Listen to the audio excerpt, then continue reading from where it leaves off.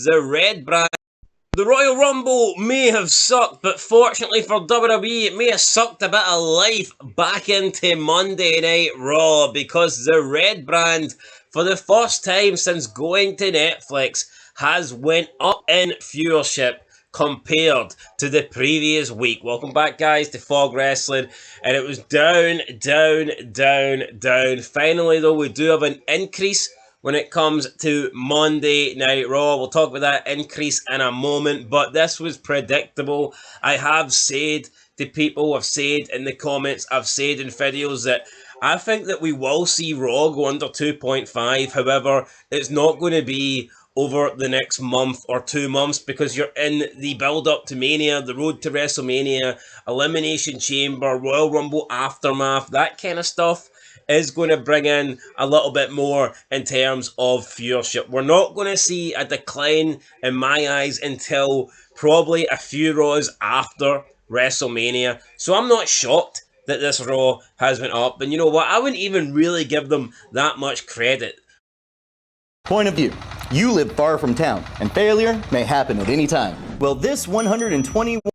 Yeah, they went up by a small amount of viewers worldwide. We're not even talking domestic here, we're talking worldwide, and it did come after the Royal Rumble, you know, the second most important, the second most people's second favourite, some people's favourite pay-per-view / premium live event of the year. You know, you had a controversial winner in Jey Uso, you had a bunch of people returning, you had the Raw promoting who's going to challenge who. Is it any surprise that we've seen a slight increase on the February 3rd edition of Raw, going up 200,000 to 3.1 million? No, absolutely not. As you said, it's predictable. I mean, I think the Raw, no, I don't think. It's my own opinion. The Rumble is my favourite pay-per-view. It's always the one that Not that Rumble there, was Oh, it? no, not that one. Absolutely not. But, there's people tuning into this show, right? I mean, it's worldwide. We're not just talking about the dumb Yanks, brother. There's people tuning into that Raw thinking they're going to get Reigns. They're going to get Cena. They're going to get the actual fallout to the Rumble. Whereas if you watched the Rumble post show, you would have known that Cena was pissing half the hungry, so... Yeah, no, but like back in the day, and I'm sick of saying that, but back in the day, Cena would have been there. He'd have been addressing Jey Uso. He'd have been like, you fucked me out. Pierce would have been like, right, John, you're taking on him in a chamber qualifying match tonight. We would have had a triple threat segment between Seth Rollins, Roman Reigns, and CM Punk. Reigns wasn't even there, and did Rollins and Punk even interact? I'm pretty sure they didn't even do that. It's just like so many things that could have happened didn't happen. And you know what? Not everyone is sad and scrolls through Twitter on WWE or reads the WWE.com, preview for Raw. Not everyone is aware about who's going to be appearing on the show or not. So that's probably another part to play. But also the fact it's the Rumble. And let's be honest, it's up 200,000 worldwide. That's not good. Over a 7-day period. That's boggling. A 7-day period. Yeah. We've seen increases with Raw and SmackDown domestically in America on TV Live go up a couple of 100,000 depending on who comes back. The Rock comes back, you get a massive increase. When CM Punk was coming back, you got a massive increase. So going up 200,000 over a 7-day period across the entire world is really not that impressive in my eyes. Yeah, and no why, another thing it's not that impressive because you look at the 2.9 they got pre-Rumble, they're up 200,000 from that. The Rumble should be drawing more than 200,000.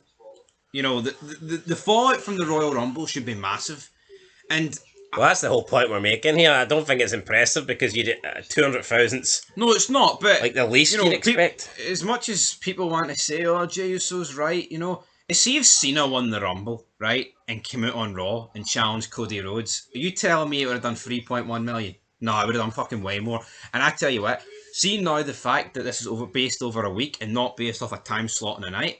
See if Cena returns and it's like us here in the UK and we didn't bother sitting up and watching it. We'll be like, fuck.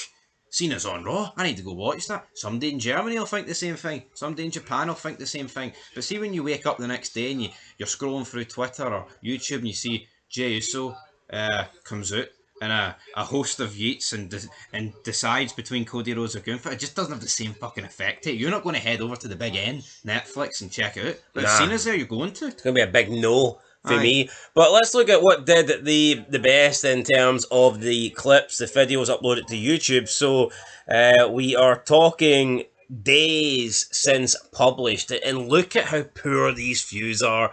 The highest feud clip, Rhea Ripley saying to Charlotte Flair, "I'll beat respect into you." That's got 784k after 7 full days. A full week.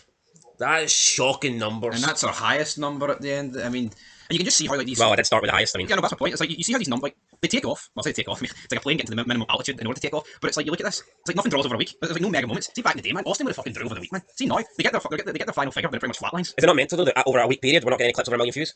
No, I know, and that just sums up the lack of star power, man. It really, really does, because there's no excuse. We've seen Bobby Lashley go to AEW, the inferior company, whip out the millions. You know what I mean? Liv Morgan lands on top of Dominic Mysterio in a weird way, and millions. That 10 The Rock's being up Cody, millions. That promo with Punk and McIntyre and Rollins, millions. Even Mercedes Moné, she debuted in AEW over 4 days. She broke the million barrier. I mean, Bobby Lashley, when he turned up his clip, his debut broke the 2 million barrier after a few days. We're here on Monday Night Raw, the Netflix era, and nobody's tuning in. The clips are like these clips are just not impressive.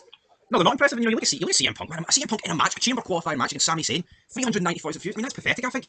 That's no good. So you've got Rhea Ripley, Charlotte Flair, 784, Kevin Owens, hitting Sami Zayn, package pile driver, 733, Jey Uso to Gunther, I will walk out WrestleMania as champions, boring bland shite, 728, I can't even say this guy's name, Jey Uso yeets back to Raw, 411, CM Punk qualifies the Elimination Chamber by defeating Sami Zayn, 390, Ludwig Kaiser attacks Penta thanks to Pete Dunne's distraction, 320, Logan Paul helps New Day steal a win from Mysterio and Dragon Lee, 283, just pure numbers there, nothing impressive, nothing to write home about, nothing to get excited about, just shite, man. Wrestling's in a bad way. Yeah, Jey Uso, right? See the fact that Jey Uso, the Rumble winner, potentially picking, Gunther and his big entrance, and he can't even beat Kevin Owens against Sami Zayn for the fucking millionth time. He should never have won the Rumble, right? And I don't even mind Jey Uso. I think his chant's pathetic, but I can't believe we're going into this Mania with the best the WWE roster's looked in a few years, put it that way, where guys are actually available, and we're getting this in a main event. It's an absolute waste. See in 2007, when Taker won the Rumble, and he's standing in the ring, and you've got Cena, the Raw champion, Batista, the SmackDown champion, and Bobby Lashley, the ECW champion, they're all staring at Taker. See if that clip was uploaded to YouTube. Which one of these world champions will the Undertaker choose to face at WrestleMania 23? I refuse to believe that that's not getting millions of views. Oh no, of course it is. Absolutely, of course it is. And you know what? It's kind of sad that wrestling, when it was truly great, never had social media, because we'll never be able to base it. It's one of those things that, yeah, they can upload the odd match or clip, right? But we're talking about stuff that's been there for 20, 15 years. It's just never going to draw the same as that. To be fair though, it's not just a wrestling thing as well. I mean, you can argue celebrities and stuff, and I mean, they've all kind of suffered, I think, from, you wonder what like the global reach of people would have been. Yeah, no, in eras before social media was really a thing. Like if you look at TikTok or YouTube Shorts, you see a lot of TV shows, came out 20 years ago, 15 years ago. What would those shows have been like? Like what would The Sopranos, Breaking Bad, what would those shows have been? Breaking Bad towards the end of social media, but it's not quite as big as it is now. Sopranos was finishing by the time social media was really beginning to take off. Like Twitter didn't come out until 2006. Yep. I know you did have like MySpace and stuff, but I mean, social media hasn't really truly, hit big heights in my opinion until probably the last 15 years. No, I agree, and I mean, you could go through everything. You could go through sport, man. Go through football teams that were once big back in the day. And the reality is, they just don't feel as big if they were as big, pre like colour TV days. But, and The Rock's done well though, because he's stayed in the spotlight. He's done Hollywood. He's capitalised that. But someone like an Austin, for example, see if like Twitter was around. I mean, look at the jobbers that are in wrestling today. They have a couple of million followers on Twitter. See if Twitter was around in the Attitude Era. Fucking Austin would have tens of millions of followers. No, but everyone's like every person of certain age has got TikTok, right? See a TikTok during the Attitude. You'd have seen Austin every third vid doing something, dumping a mud hole. But obviously now it's 30 years a day, 25 years a day. You're not going to see it. No, absolutely. So, just a wee rant there on social media. We rant there on WWE Raw. The ratings went up. Congratulations. But that's because it was the Royal Rumble post show, the show after the Royal Rumble. We're on the road to WrestleMania. I can't imagine the ratings will go down much. I mean, we may see them dip from some weeks. We may see them go up some weeks. Don't think it's going to be a huge amount. But I'm telling you, see when we get to May, right? Obviously, the Raw after Mania always does well, like it did last year. And then I think depending on what happens on the Raw after Mania, you can ride that wave for a couple of weeks. But see when we get towards the end of May, see the Raws heading at the end of May, heading into June, they're going low. They will be 2.5 and under. You've heard it. That will happen. I bet anything on it. No, I agree, but you look at the past, man. See Rumble winners like Jey Uso. It's like you see Cena coming back in 08 and Taker coming back in 07. You try to tell me the ratings for Raw and SmackDown didn't go up by more than 200,000. That's domestically in the States, folks, not worldwide over a week. The numbers are pathetic. And some people just refuse to open their eyes. I mean, they refuse to open their eyes, and when they do, Triple H's nose is blocking it like a solar eclipse. Anyway, fuck Triple H. I fucking hate you, Triple H. No wonder JR screamed at this guy for years. You bastard. He was right. Jim Ross was right all along. He was. The guy has ruined wrestling. Oh. Anyway. He must have fucking stuck his nose in JR's barbecue sauce one day, man. JR's never been the same since. I don't think JR's got enough barbecue sauce to accommodate Triple H's nose. No. Diving into it, funnily enough. But anyway, we'll catch you guys in the next one. Till then, prediction, guys. What do you think? What do you think the lowest number Raw will be heading into between now and Mania? What's the lowest number Raw will do? We're currently at 2.9. Will Raw beat that? Do you think Raw will go lower than 2.9? I don't. And if it does, I think it'll be like 2.8. I think we've got to remember as well. Raw is available in 300 million homes, right, worldwide. There's a lot of countries it's not available in, right? So see, once they open their reach, say they got China and India, we're talking about a couple of billion people.